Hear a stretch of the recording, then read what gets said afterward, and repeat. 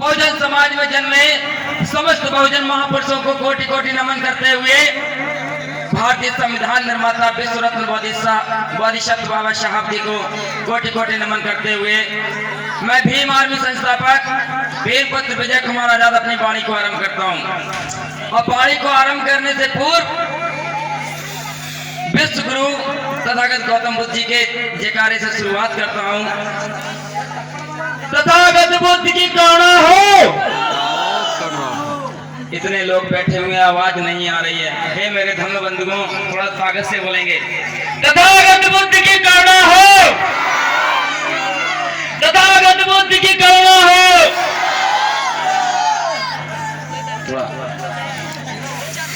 साथियों, समझने का काम करें कि आज आपके पावन गांव में बुद्ध कथा का आयोजन चल रहा है। साक्षात बुद्ध की वाणी को हमारे कथावाचक, हमारे धम्म बंधु आपको बताने का कार्य कर रहे हैं। जानिए कि आखिर बुद्धिज्म क्या है, धम्म क्या है। इस धम्म के बारे में मैं आपको कुछ ही मिनटों में अपनी बातों के माध्यम से, अपनी वाणी के माध्यम से बताऊंगा। साथियों, बुद्ध की ताकत को समझें, धम्म की ताकत को समझें कि धम्म की ताकत क्या है, धम्म की ताकत क्या है। ये धम्म की ताकत मैं आज आपको बताऊंगा। 5000 साल पुरानी परंपराओं को देखिए, पुराने इतिहास को देखिए और पुराने समय को देखिए।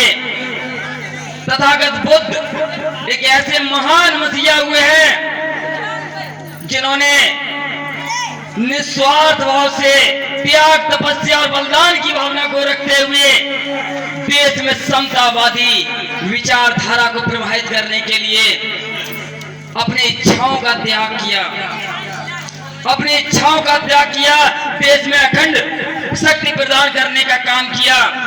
ऐसे ही त्यागी महापुरुष को मैं कोटि कोटि नमन करता हूं, जिनको आज केवल सौर्य कन्नौज ही नहीं, भारत ही नहीं, बल्कि विश्व के 211 देश पसंद करते हैं। तथागत गौतम बुद्ध जी के विचारों को विश्व के 211 देश पसंद करते हैं, क्योंकि बुद्ध की वाणी थी, बुद्धं शरणं गच्छामि, धम्मं शरणं गच्छामि और संघं शरणं गच्छामि। बुद्ध की ओर चलो। बुद्ध का मतलब है ज्ञान, विवेक। विवेक की ओर आपको जाना होगा और इसके लिए बुद्ध ने सबसे पहले बताया है कि हमें ज्ञान अर्जित करना होगा। इसके बाद धम्म की ओर चलो। धम्म का मतलब है जागृति। अपने अंदर जागृति पैदा करो। जब आपके अंदर जागृति पैदा होगी तो आपके हृदय में छिपा हुआ अंधकार खत्म हो जाएगा और आपके अंदर प्रकाश उत्पन्न होगा। तभी तथागत बुद्ध ने कहा था कि अत दीपो भवा, अत दीपो भवा। इसीलिए उन्होंने कहा था कि हमें अपना दीपक स्वयं बनना है और इसके लिए हमें जागृति लानी होगी। और तीसरा है संघं शरणं गच्छामि। संघ का मतलब है समूह, और समूह 2 प्रकार का होता है, एक तो भेड़ और बकरियों का और एक बुद्धिजीवियों का। जहां मूर्ख लोग एक समूह बनाते हैं तो वहां कुछ ही देरों बाद, कुछ ही पल बाद झगड़े उत्पन्न हो जाते हैं और झगड़े छोटे से उत्पन्न होकर बड़े आक्रामक झगड़ों का रूप ले लेते हैं। जैसा कि हमारे कथावाचक जी ने बताया था कि धाराएं 307, 302 लग जाती हैं। तो साथियों, जहां 2 मूर्ख आपस में लड़ते हैं वहां खून की वर्षा होती है, और जहां 2 विद्वान आपस में बैठते हैं वहां ज्ञान की वर्षा होती है। तो हमें तथागत गौतम बुद्ध जी के द्वारा दिए गए ये 3 शरणों को जीवन में धारण करना होगा और अपने जीवन को यदि मजबूत बनाना है, अपने लक्ष्य को पाना है, तो 3 चीजों को समझना होगा, क्योंकि 3 तिकाड़ा काम बिगाड़ा। ये क्या है 3?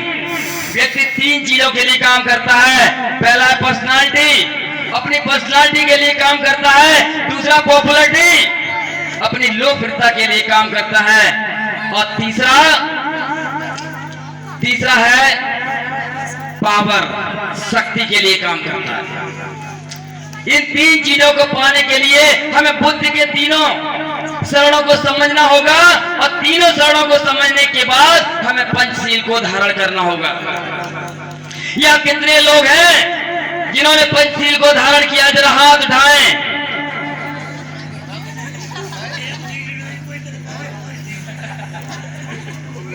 कितने लोग हैं जिन्होंने पंचशील को धारण किया है? समझिए कि बुद्ध की विचारधारा विश्व की सबसे बड़ी विचारधारा है। क्यों? आज हमें आपके गांव में बुद्ध की विचारधारा खींच के लिए आई। मैं कानपुर देहात से चलकर आपके गांव में आ गया।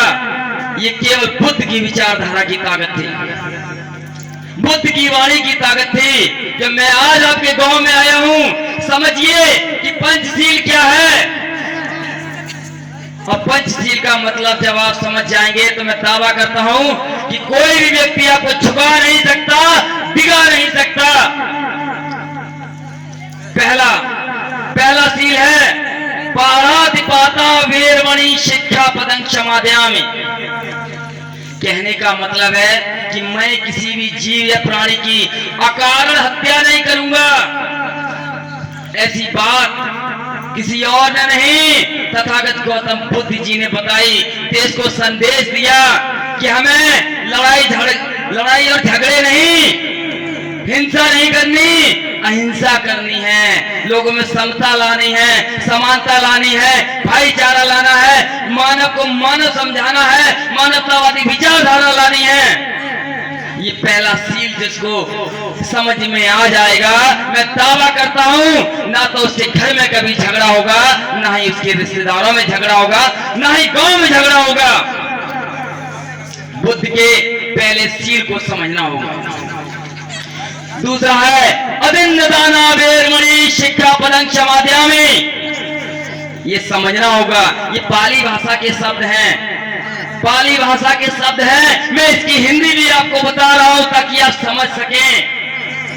अदिन्न दाना वीरमणि और शिक्षा पदं क्षमादयामि कहने का मतलब है कि कभी कभी क्या होता है कि यदि हमारी एक माताएं बहनें दूसरी माता बहनों को देखती हैं और कहती हैं कि उसने 1100 रुपए की साड़ी ली है तो हम 1500 की पहनेंगे, कहते कि नहीं, हमें कभी भी लालसा नहीं रखनी है, हमें कभी भी चोरी नहीं करनी है। समझ में आया कि नहीं?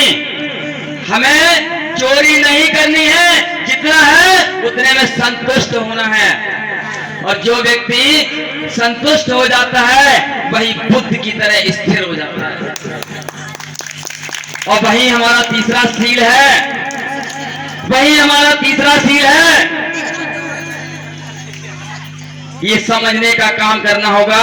कामेश चारा वीरमणि, कामेश चारा वीरमणि शिक्षा पदं क्षमादयामि। हमारे अधिकांश माताएं बहनें, हमारे युवा साथी, हमारे बुजुर्ग साथी एक बारी को समझें। हमारे देश की माताएं बहनें सुरक्षित नहीं है। क्यों? क्योंकि देश के लोग बुद्ध को नहीं समझते। बुद्ध ने कहा था कि हमें पराई नारी को अपनी माता और बहन समझना चाहिए।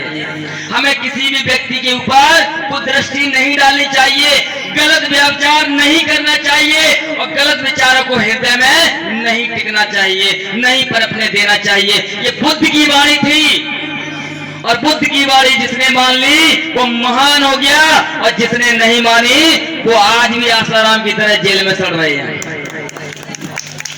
तो साथियों, बुद्ध का चौथा शील भी आपको समझना होगा।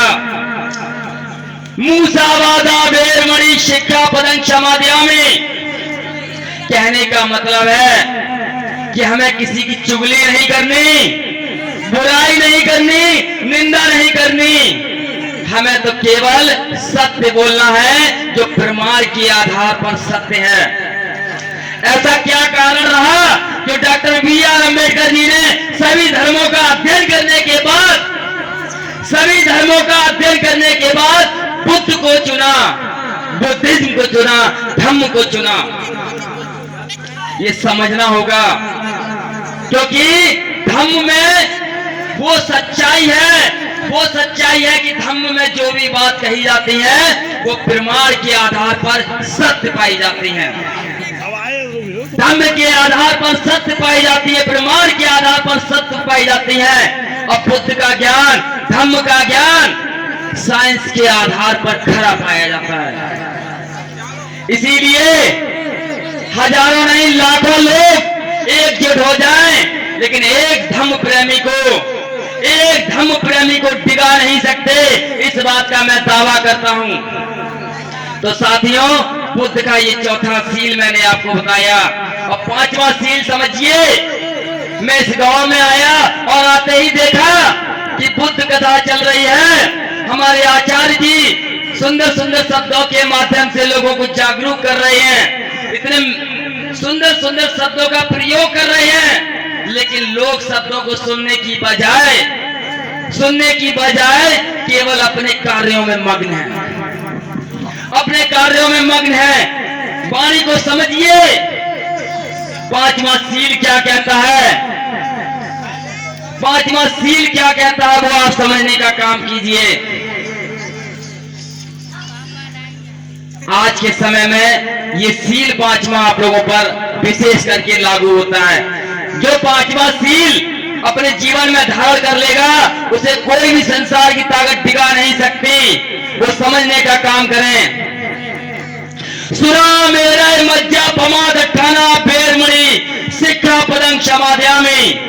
कहने का मतलब है, कोई भी व्यक्ति नशीला पदार्थ नहीं खाएगा, कोई भी व्यक्ति दारू नहीं पिएगा, कोई भी व्यक्ति मदरा नहीं पिएगा। तो साथियों, मैं दावा करता हूं, यदि कोई व्यक्ति बीड़ी तंबाकू गुटखा नहीं खाएगा तो उसके शरीर में किसी प्रकार की परेशानी नहीं होगी।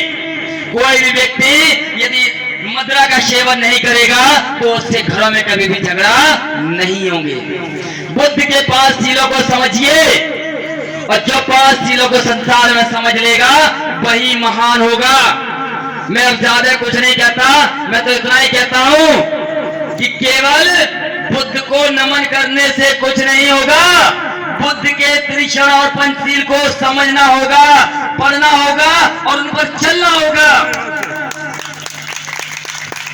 कैसे कहा गया है कि बुद्ध से बुद्धि मिली, समझना होगा। बुद्धि कहीं से आई नहीं है, कोई दूसरा नहीं देता, बुद्ध देते हैं। बुद्ध से बुद्धि मिली, मिला कबीर से ज्ञान, और ज्योतिबा से ज्योति मिली, बाबा भीम से मिला संविधान। तो साथियों, ये आपको समझना होगा। बुद्ध के सीलों को समझने के लिए आपको बढ़ना होगा, पढ़ना होगा।